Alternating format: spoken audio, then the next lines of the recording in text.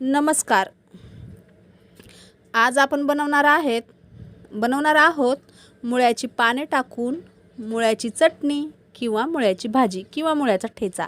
तुम्ही या तिघांपैकी कुठलंही नाव देऊ शकता आणि तीही चण्याची डाळ टाकून. तर घरात मुळा आला की त्याची पाने अनेकदा बाजूला टाकली जातात, पण आज त्या पानापासून बनवूया अशी चटणी जी भाकरी पोळी किंवा वरण भातासोबत अगदी परफेक्ट लागते. तर रेसिपी पूर्ण बघा. रेसिपी आवडली असेल तर व्हिडिओला लाईक शेअर कमेंट जरूर करा. चॅनलला एक सबस्क्राईब नक्कीच करा. तर त्यासाठी इथे असे बारीक मुळे घेतलेले आहेत मी. तर 3 ते 4 मुळे घ्यायचे आणि हे त्याचे पानं आहेत. आता हे मुळे आणि पानं मी धुवून घेतलेले आहेत. 2 ते 3 पाण्याने स्वच्छ धुवून कोरडी करून घेतली, थोडेसं पानं निथळून.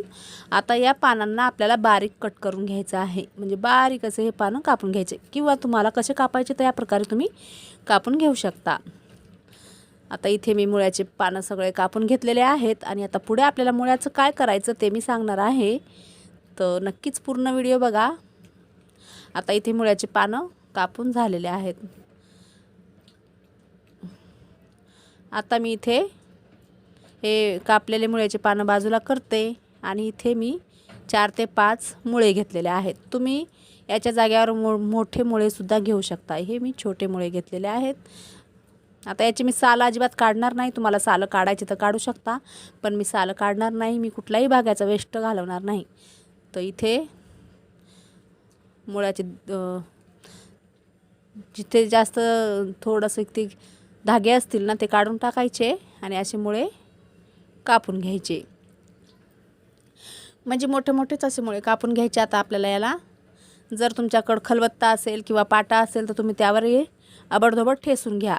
आणि जर तुम्हाला ठेसायचा नसेल तर तुम्ही मिक्सरच्या भांड्यामध्ये आबडधोबड याला प्लस मोडवर फिरवून घ्या.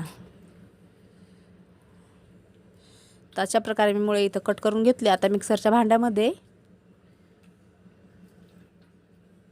मी हा मुळा आबडधोबड फिरवून घेणार आहे.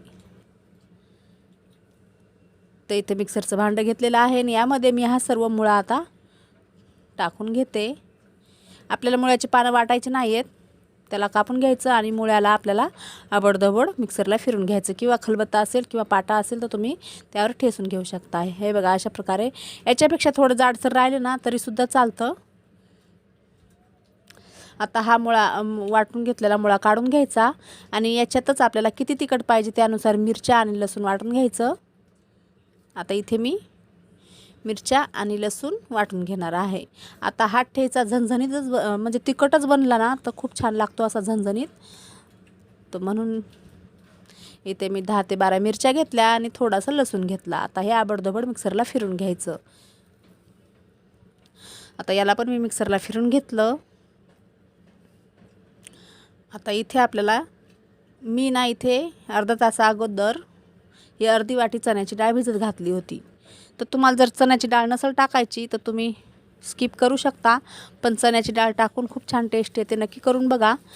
आणि आता इथे गॅसवर कढई ठेवली,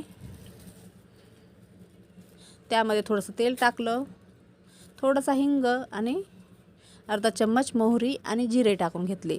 जिरे मोहरी छान तडतडल्यानंतर याच्यात थोडासा हिंग टाकून घ्यायचा आणि आता हा वाटून घेतलेला मिरचीचा ठेचा टाकून घ्यायचा. तर अशा प्रकारे हा मिरचीचा ठेचा टाकायचा आणि छान असं मिक्स करून घ्यायचं. आता मिक्स केल्यानंतर याच्यामध्ये आपल्याला मुळ्याची पानं टाकून घ्यायची. जे आपण मुळ्याची पानं कापून घेतलेत ना ते टाकायचे, पण त्याआधी थोडीशी ती हळद टाकून घ्यायची. परत मिक्स करायचं. गॅसची फ्लेम इथं मिडियमच ठेवायची आहे. तर इथे आपल्याला वाटून घेतलेला मुळा टाकून घ्यायचा.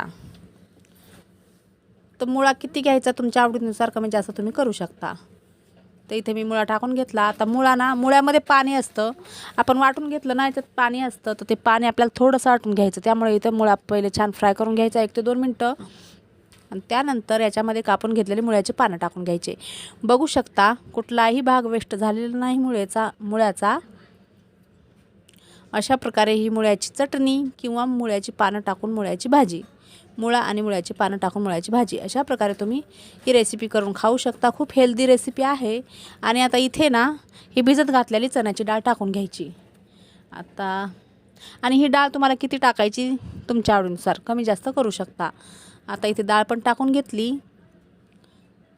आणि आता याला मिक्स करायचं.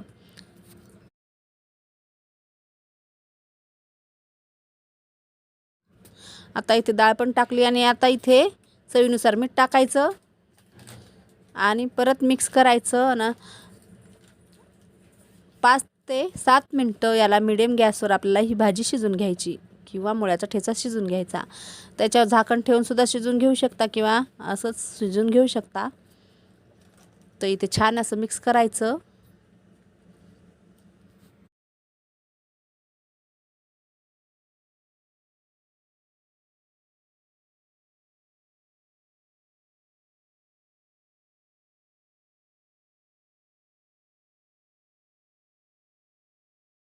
आता इथे 5 ते 7 मिनटं ही मुळ्याची भाजी किंवा ठेचा शिजून झालेला आहे.